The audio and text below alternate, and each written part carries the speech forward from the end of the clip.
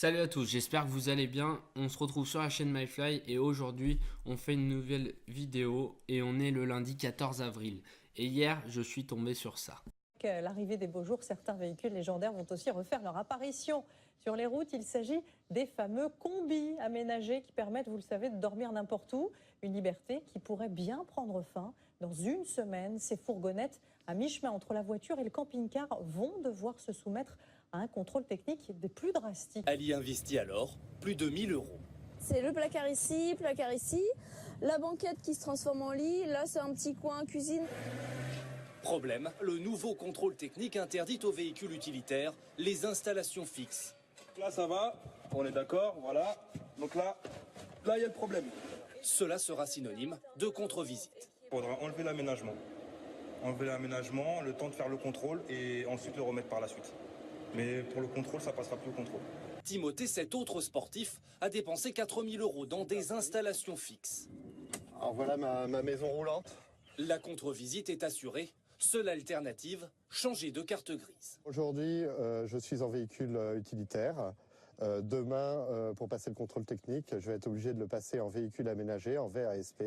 Et pour ça, ça me coûtera minimum 600 €. Alors tout simplement cette vidéo ressemble étrangement et beaucoup à la vidéo que j'ai fait sur YouTube. Et cette vidéo est tournée un peu de la même façon. En fait, elle essaye d'informer les gens sur le fait que les fourgons aménagés auront beaucoup de mal à passer le contrôle technique. Mais en fait, en regardant cette vidéo, je me suis tout simplement rendu compte qu'elle n'était pas utile. Enfin, elle ne donnait pas vraiment de solution. Elle en donne une seule de solution. J'aimerais vraiment faire une vidéo avec toutes les solutions pour encore pouvoir passer le contrôle technique avec son fourgon aménagé.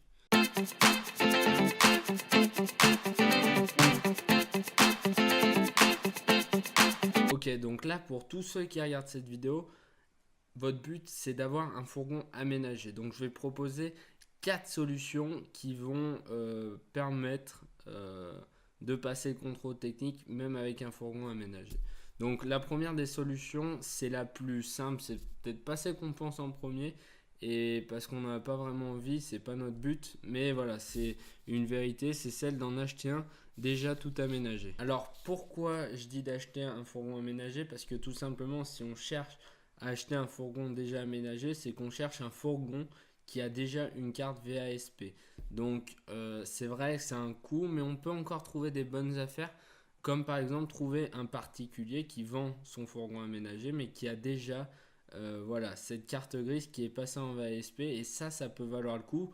Je pense qu'on peut encore trouver des bonnes affaires, mais en tout cas voilà, vous pouvez aussi passer par une marque, mais si c'est un constructeur qui a fait le fourgon, là ça coûte vraiment plus cher, surtout que actuellement ce sont souvent des fourgons très récents, il n'y a pas de vieux fourgons aménagés fait par des constructeurs, donc ça vaut très très cher.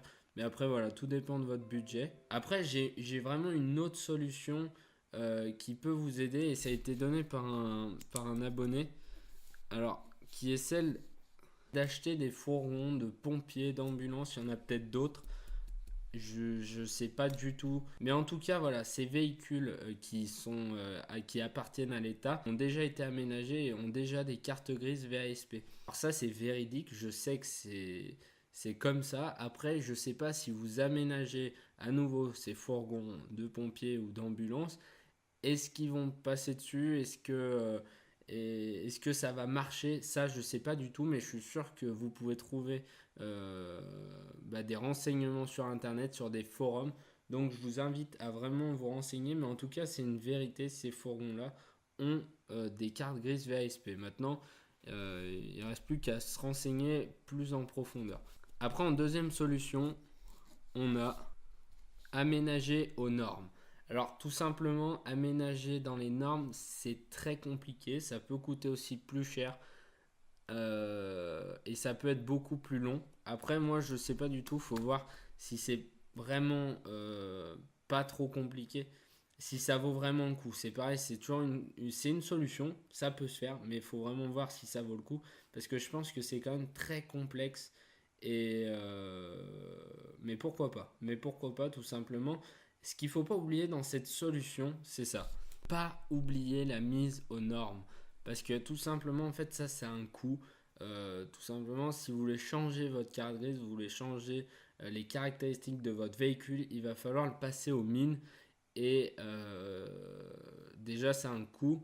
Et en plus, il y a aussi le changement de carte grise qui va vous coûter aussi quelques sous. Et comme ça a été dit dans le reportage, il y en a au moins pour 600 € minimum et tout dépend de votre véhicule. Donc faut vraiment pas oublier ça. Qui a cette mise aux normes qui peut coûter assez cher. En troisième solution, c'est celle qui sera le plus utilisée, je pense, c'est celle de ne pas avoir d'éléments fixes. Tout simplement, c'est celle qui a été proposée aussi dans le reportage et que j'en avais déjà parlé dans l'autre vidéo. C'est que ça peut être vraiment intéressant. Il faut juste, à chaque fois que vous passez le contrôle technique, tout enlever, tout démonter et passer le contrôle technique. Après voilà, je sais pas si vous avez vraiment un accident à cause de l'aménagement, les assurances ne rembourseront pas. Après bon, ça c'est encore autre chose. Franchement, vous risquez pas grand chose avec votre aménagement. Et en quatrième solution, on a celle de faire aménager votre fourgon.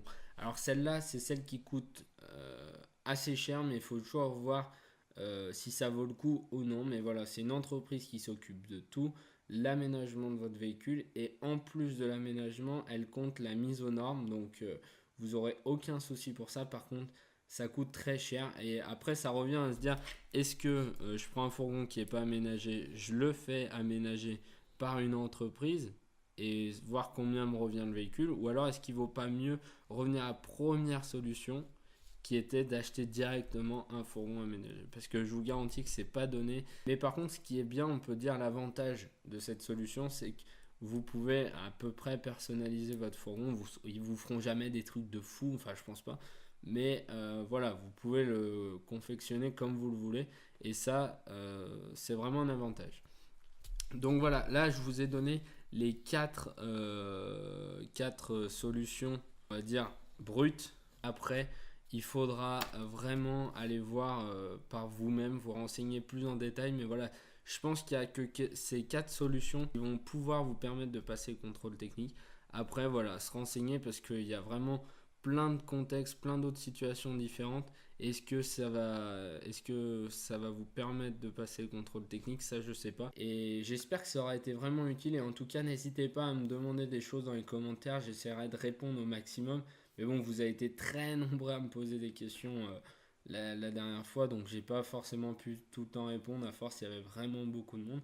Et d'ailleurs, je vous remercie du fond du cœur du nombre que vous êtes à m'envoyer des commentaires et tout. Et n'hésitez pas à continuer à vous abonner à la chaîne. Et d'ailleurs, j'ai beaucoup de projets moi pour la chaîne, donc n'hésitez pas à me suivre. Et je vous dis à la prochaine pour de nouvelles vidéos. Allez, ciao ciao.